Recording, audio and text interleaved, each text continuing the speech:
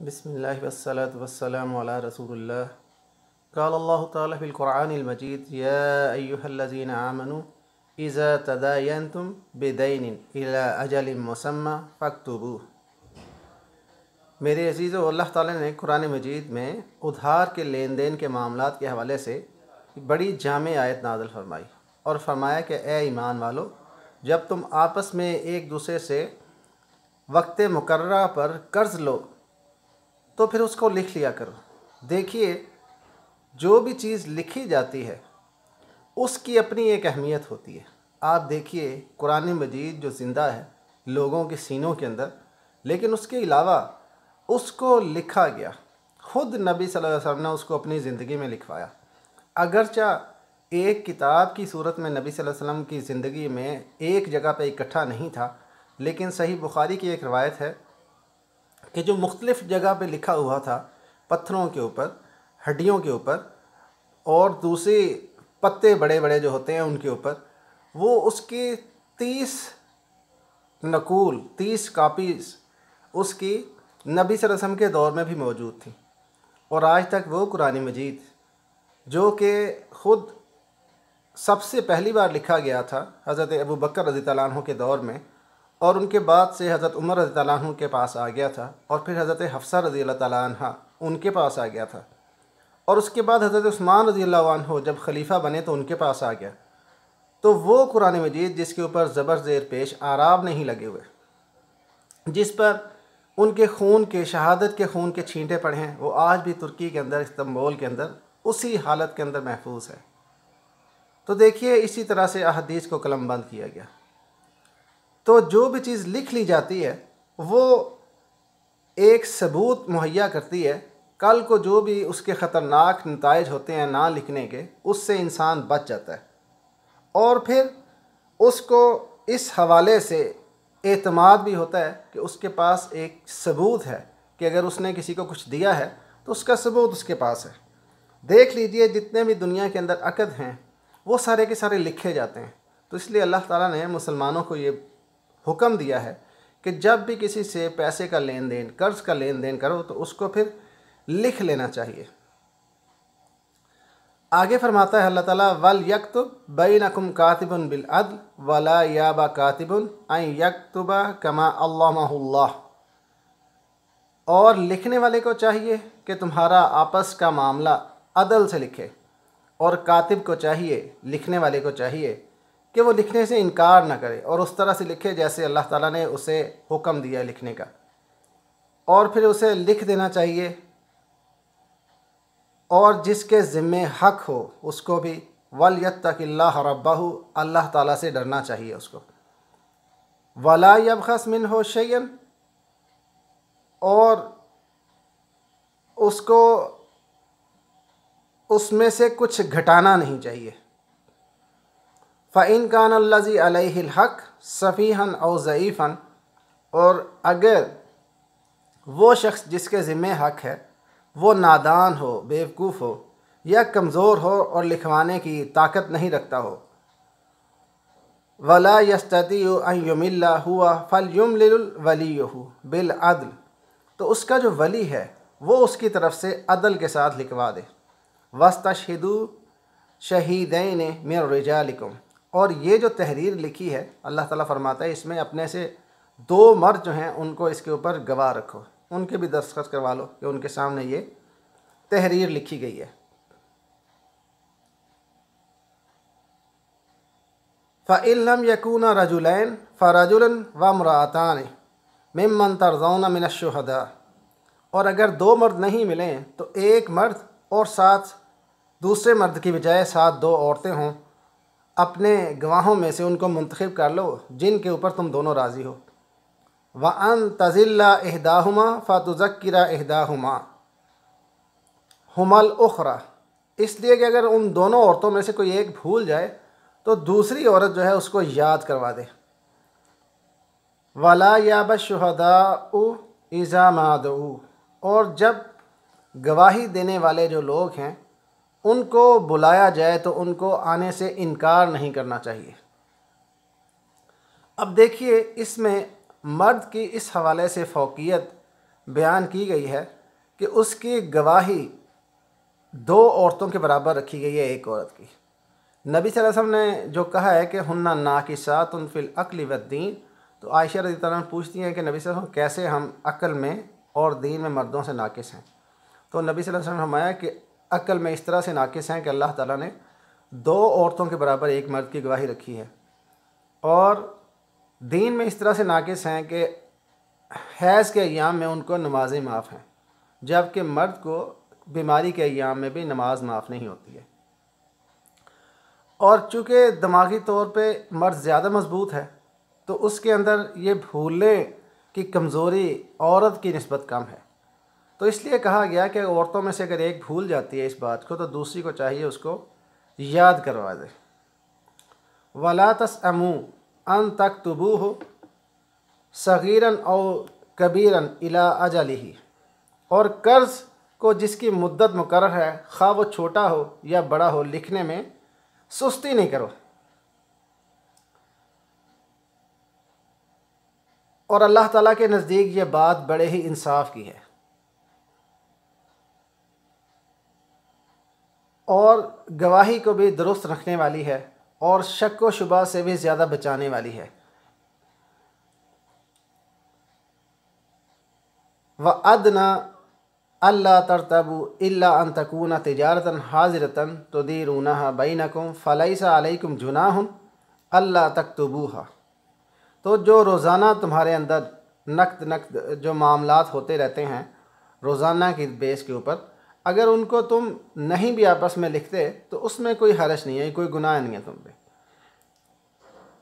वला युदारा कातिमम वला शहीद, और ना तंग किया जाए लिखने वाले को और ना ही गवाहों को। व इन तफ़अलू फ़इन्नहु फ़सूकुम बिकुम, और अगर कोई तुम में से ऐसा करेगा तो वो फासिक है। वत्तकुल्लाह, अल्लाह ताला से डरो। व युअल्लिमुकुमुल्लाहु वल्लाहु बिकुल्लि शैइन अलीम, और अल्लाह ताला जो है वो जानता है और अल्लाह ताला हर चीज़ के ऊपर इख्तियार रखता है। व इन कुंतुम अला सफ़रिन वलम तजिदु कातिबुन फ़ारिहानुम मकबूज़ा, और अगर सफ़र में हो और फिर किसी लिखने वाले को ना पाओ तो फिर कब्ज़ा के अंदर कोई चीज़ रहन रख लिया करो। अगर इंसान सफ़र में है तो लिखने के लिए कोई बंदा मिलता नहीं है या गवाह नहीं मिलते, तो कोई चीज़ गिरवी रख लिया करो उस मुद्दत तक जब तक कि कर्ज़ लेने वाला कर्ज़ लौटा नहीं देता है। फ़इन आमिना बाज़ुकुम बाज़न फ़लयुअद्दिल्लज़ी उतमिना अमानतहु वलयत्तक़िल्लाह रब्बहु। हाँ, अगर आपस में एक दूसरे से मुतमिन होते जिसे इमानत दी गई है वो उसे अदा कर दे और अल्लाह ताला से डरता रहे जो कि उसका रब है। वला तक्तुमुश शहादा वमन यक्तुमहा फ़इन्नहु आसिमुन क़ल्बहु वल्लाहु बिमा तामलून अलीम, और गवाही को ना छुपाओ, और जो उसे छुपा ले वो गुनाहगार दिल वाला है, और जो कुछ तुम करते हो अल्लाह ताला उसको खूब जानता है। देखिए, इसमें सच्ची गवाही देने की अहमियत बयान की गई है, और नबी सल्लल्लाहु अलैहि वसल्लम ने फरमाया कि गवाह को नहीं चाहिए कि वो गवाही देने से पीछे हटे, और नबी सल्लल्लाहु अलैहि वसल्लम ने फरमाया कि बेहतरीन गवाह वो है कि वो बग़ैर गवाही तलब किए ख़ुद ही गवाही के लिए पेश हो जाए। तो नबी सल्लल्लाहु अलैहि वसल्लम ने ऐसे गवाह की ख़ुद तारीफ़ की है कि वो गवाही देने के लिए पहुंच जाए। देखिए, ये कर्ज़ के मामलात के अंदर बड़ी जामे आयत अल्लाह ताला ने बयान फरमाई है, और आज उम्मत मुसलमान के अंदर लोगों के अंदर जो झगड़े हैं उसकी बुनियादी वजह यही होती है अक्सर कि लोग जो कर्ज़ का लेन देन करते हैं उसमें अक्सर यही कोताही कर देते हैं कि लिखते नहीं हैं, और अगर लिखते हैं तो उसके ऊपर गवाह नहीं बनाते, और आम माशरे के अंदर यही रिवाज पाया जाता है। अक्सरियत लोगों की ऐसी ही है। हमारे माशरे में बड़े अफसोस के साथ ये बात कहनी पड़ती है कि जो शख्स भी कर्ज़ लेता है उसके बाद वापस देने का नाम ही नहीं लेता। कुछ लोग तो ऐसे हो सकते हैं और यकीनन होते भी हैं जिनकी मजबूरी होती है, वो बेचारे वापस करना चाहते हैं लेकिन वो नहीं वापस कर सकते कोशिश करने के बावजूद। तो नबी सल्लल्लाहु अलैहि वसल्लम ने फरमाया है इसी हवाले से, नीयत के हवाले से, कि जो शख्स इस नीयत से कर्ज़ लेता है कि वो उसको अदा करेगा, अगर जब उसको ना अदा कर सके तो अल्लाह ताला उसके लिए असबाब मुहैया कर देगा कि वो उसको दुनिया में भी अदा कर दे और आखिरत में भी अल्लाह ताला उसकी तरफ से अदा कर देगा, अगर वो दुनिया में अदा नहीं कर सका तो। और जो इस नीयत से कर्ज़ लेता है कि उसको अदा नहीं करेगा, वापस नहीं करेगा, तो अल्लाह ताला उसको दुनिया और आखिरत दोनों के अंदर ज़लील करेगा। तो ये हमारे सामने देखने की बातें हैं। जो लोग कर्ज़ ले लेते हैं, अगर जो बड़े बड़े अमीर लोग भी उनके अंदर शामिल हैं और बड़ी बड़के फड़े मारते रहते हैं, कर्ज़ वापस नहीं करते हैं, लेकिन लोगों की नज़र में बहुत ही ज़लील हो जाते हैं, पूरे माशरे के अंदर बदनाम हो जाते हैं। अरबों की जायदादें होने के बावजूद लोग उनके ऊपर 1 रुपया उधार देने का एतबार नहीं करते। नए से नए लोगों को ठगते रहते हैं वो, और चर्ज़ ज़ुबानी की वजह से लोगों को घेरते रहते हैं। और जो लोग कर्ज़ अदा करने की कोशिश करते हैं, नहीं अदा कर सकते, उनके बारे में नबी सल्लल्लाहु अलैहि वसल्लम ने फरमाया कि उनको मोहलत देनी चाहिए। और ये भी फरमाया कि अगर कोई शख्स उसने एक मुकर्रा वक्त के लिए कर्ज़ लिया है और उस वक्त पे अगर नहीं अदा कर सकता, बेचारा करना चाहता है लेकिन नहीं कर सका, तो दूसरा शख्स जिसने उसको कर्ज़ दिया हुआ है, अगर वो उसको 1 दिन मोहलत देता है, तो जितना कर्ज़ उसने दिया हुआ है उससे आधा माल हर रोज़ अल्लाह ताला के रास्ते में सदका करने का अल्लाह ताला उसको अजर देता है। और नबी सल्लल्लाहु अलैहि वसल्लम फरमाया कि कर्ज़ खा को मोहलत दो, आसानी उसके लिए पैदा करो, किस्तों के अंदर वो अदा कर दे। सही बुखारी के अंदर एक रिवायत है कि एक शख्स को अल्लाह ताला ने इस वजह से बख्श दिया और जन्नत के अंदर दाखिल कर दिया कि लोग उससे कर्ज़ लेते थे, और जो बेचारे लोग किसी वजह से वापस नहीं कर पाते थे, माली तौर पे गरीब होने की वजह से, तो वो अपने नौकरों से, उम्माल से कहता था कि उन लोगों पे सख्ती नहीं करो, नहीं वापस कर सकते तो कोई बात नहीं, कर सकते हैं तो करते। तो अल्लाह ताला ने उसकी इस नरमी की वजह से उस शख्स को बख्श दिया। तो अब देखिए, जिस माशरे के अंदर इस तरह की आदत पैदा हो जाए कि लोग कर्ज़ ले लें और फिर वापस ना करें, तो फिर ऐसे माशरे को अल्लाह ताला के अज़ाब से कौन बचा सकता है। नबी सल्लल्लाहु अलैहि वसल्लम ने फरमाया कि मोमिन खा वो कितना ही कमज़ोर क्यों ना हो ईमान का, हर बुराई को इख्तियार कर सकता है। लोगों ने पूछा कि नबी सल्लल्लाहु अलैहि वसल्लम, जो शख्स अल्लाह पे ईमान रखता है, कि वो बुज़दिल हो सकता है? नबी सल्लल्लाहु अलैहि वसल्लम ने फरमाया कि हाँ, वो बुज़दिल हो सकता है। किसी और शख्स ने बहुत बड़े गुनाह का जिक्र किया कि नबी सल्लल्लाहु अलैहि वसल्लम, जो शख्स अल्लाह ताला के ऊपर ईमान रखता है, क्या वो ज़ना कर सकता है? तो नबी सल्लल्लाहु अलैहि वसल्लम ने फरमाया हाँ, उससे यह गलती हो सकती है। तो किसी शख्स ने पूछा कि नबी सल्लल्लाहु अलैहि वसल्लम, क्या मोमिन झूठा हो सकता है? नबी सल्लल्लाहु अलैहि वसल्लम ने फरमाया कि नहीं, मोमिन झूठा नहीं हो सकता। और हदीस के अंदर आता है कि हर बुराई इख्तियार कर सकता है मोमिन, लेकिन झूठा और ख़ाइन नहीं हो सकता। तो आज आप उम्मत मुसलमा की हालत देख लीजिए, ख़ास तौर पे हमारे एशिया के ममालिक के अंदर जो उम्मत मुसलमा की हालत है, किस तरह से मज़दूरों की मज़दूरियाँ मारी जाती हैं और लोगों से कर्ज़ ले के फिर लोग पैसे उनके दबा लेते हैं और वापस करने की इस्तात रखने के बावजूद उनको वापस नहीं कर सकते। तो ऐसे माशरे को कौन अज़ाब से बचा सकता है? इज़ाब इलाही से बचा सकता है। यूरोप के माशरे को देख लीजिए, अगरचे वहाँ फ़िस्क है और फजूर है, बेहयाई है, जिसकी वजह से वो माशरा ख़ुद ही अपने आप को तबाह कर रहा है। तुम्हारी तहज़ीब अपने खंजर से आप ही ख़ुदकुशी करेगी, जो शाख नाजुक पे आशियाना बनेगा ना पायदार होगा। तो उनकी तहज़ीब तो ख़ुद अपने खंजर से ख़ुदकुशी कर रही है। लेकिन इस हवाले से कि अगर कोई किसी से लेन देन करता है, तो इसमें वो लोग बहुत बेहतर हैं हमारे एशियाई मुल्कों की निस्बत, यूरोप के ममालिक के अंदर, अमेरिका के ममालिक के अंदर। और तकरीबन नामुमकिन है कि कोई शख्स किसी मज़दूर की मज़दूरी मार ले, इक्का दुक्का वाक़यात हो जाते हैं। तो नबी सल्लल्लाहु अलैहि वसल्लम ने, अल्लाह ताला ने जो दीन दिया था हमें, आज भी हमारे पास महफूज है, और अल्लाह ताला ने उसको हर पहलू को वाज़े बयान कर दिया। उसमें इशारात सारे के सारे कुरान मजीद के अंदर मौजूद हैं, और उसकी सारी की सारी तफासील अहादीस के अंदर मौजूद हैं। नबी सल्लल्लाहु अलैहि वसल्लम फरमाया कि खैर की कोई ऐसी बात नहीं है जो मैंने तुम्हें बताई नहीं, अच्छाई की हर बात मैंने तुम्हें बता दी, और शर बुराई की हर बात मैंने उससे तुम्हें डरा दी है। तो देखिए, ईमानदारी और सच्चाई, ये बहुत बड़ी खूबियाँ हैं। ख़ुद नबी सल्लल्लाहु अलैहि वसल्लम को नबूवत से पहले भी लोग सादिक और अमीन कहा करते थे, और ऐसा ही माशरा जो है वो अक़वाम आलम के अंदर काबिल इज़्ज़त माशरा और ऐसी कौम काबिल इज़्ज़त कौम समझी जाती है जो सच्चाई को इख्तियार करती है, ईमानदारी को इख्तियार करती है। और उसके अलावा जो एहतियाती तदाबीर होनी चाहिए इस हवाले से, लेन देन के हवाले से, वो सारी अल्लाह ताला ने बयान कर दी हैं। अल्लाह के रसूल सल्लल्लाहु अलैहि वसल्लम ने उसकी वजाहत कर दी है। और ख़ुद नबी सल्लल्लाहु अलैहि वसल्लम ने फरमाया अद-दीन अल मुआमिला, कि दीन जो है ना वो तो मामले से पता लगता है। जब इंसान का किसी से मामला होता है तो फिर पता चलता है कि उसका दीन कैसा है। ख़ुद उमर रज़ी अल्लाह तआला अन्हु उन्होंने फरमाया कि किसी शख्स की नमाज़ें और उसके रोज़े देखकर उससे धोखा मत खाओ। जब उससे मामला तुम्हारा पेश आए तो फिर तुम्हें पता लगेगा कि कैसा इंसान है वो।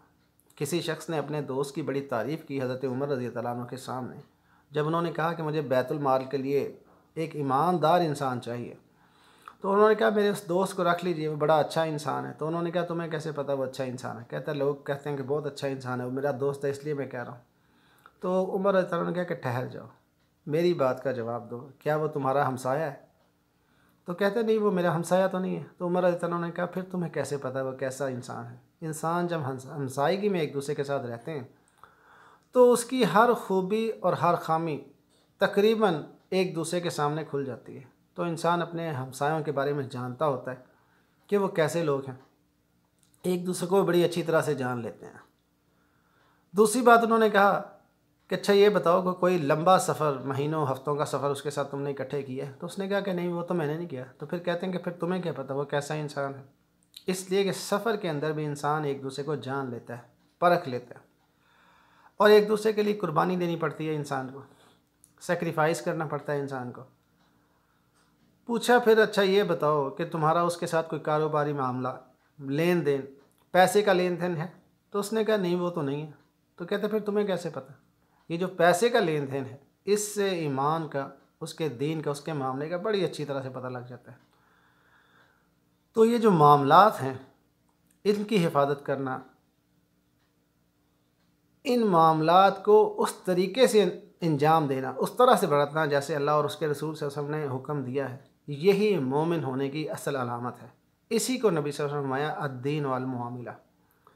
वरना नमाज़ें जो थे वो तो अब्दुल्ला बिन उबई और उसके साथी मुनाफिकीन भी पढ़ते थे, जिनके बारे में अल्लाह ताला का वादा है कि उनको जहन्नुम में काफरों से भी नीचे, सबसे निचले दर्जे के अंदर रखेगा।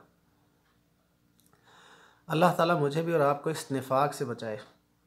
और ये जो कर्ज़ के हवाले से हदायत अल्लाह ताला ने दी हैं, अल्लाह के रसूल सल्लल्लाहु अलैहि वसल्लम ने उसकी वजाहत की है। अल्लाह ताला इनके ऊपर हमें अमल करने की तौफीक दे। और जो भी शख्स किसी से कर्ज़ ले उसे चाहिए कि उसको वापस करने की कोशिश करें, और जिस शख्स ने कर्ज़ दिया है उसको भी यही चाहिए कि नबी सल्लल्लाहु अलैहि वसल्लम की हदायत के ऊपर अमल करे और सख्ती नहीं करे। अगर कोई मजबूर है तो उसको वो मौका दे, उसको मोहलत दे। चूँकि लोग एक दूसरे को जानते होते हैं, जब इंसान जानता भी है कि वो शख्स हलाल कमाने वाला इंसान है लेकिन किसी वजह से मजबूर हो गया, तो उसको उसके लिए आसानी पैदा करनी चाहिए, नरमी बरतनी चाहिए उसके लिए। ज़ाहिर है कि जो माल उसने दिया है उससे आधा रोज़ाना ख़त सदका करने का अजर अल्लाह ताला उसको दे रहा है। दुनिया आखिरत के अंदर अल्लाह ताला उसके लिए आसानी पैदा कर रहा है। और नबी सल्लल्लाहु अलैहि वसल्लम ने इसको ये भी फरमाया कि ये इंसान के ईमान का हिस्सा है, अल-हया मिनल ईमान, कि इंसान हया शर्म की वजह से जब किसी से मुतालबा नहीं करता तो इसको नबी सल्लल्लाहु अलैहि वसल्लम ने ईमान का हिस्सा करार दिया है। अगर जो दूसरी हया, उसको भी नबी सल्लल्लाहु अलैहि वसल्लम ने ईमान का हिस्सा करार दिया है। अल्लाह ताला मुझे भी और आपको भी इन बातों को समझने की, दूसरों को समझाने की और इनके ऊपर अमल करने की तौफीक दे। और जैसा भी हमसे टूटा फूटा नेकी का कोई भी अमल हो जाए, अल्लाह ताला उस अमल को कबूल करके हमें दुनिया और आखिरत दोनों के अंदर कामयाब कर दे। सुबहान रब्बिका रब्बिल इज़्ज़ति अम्मा यसिफून व सलामुन अलल मुरसलीन वल्हम्दुलिल्लाहि रब्बिल आलमीन।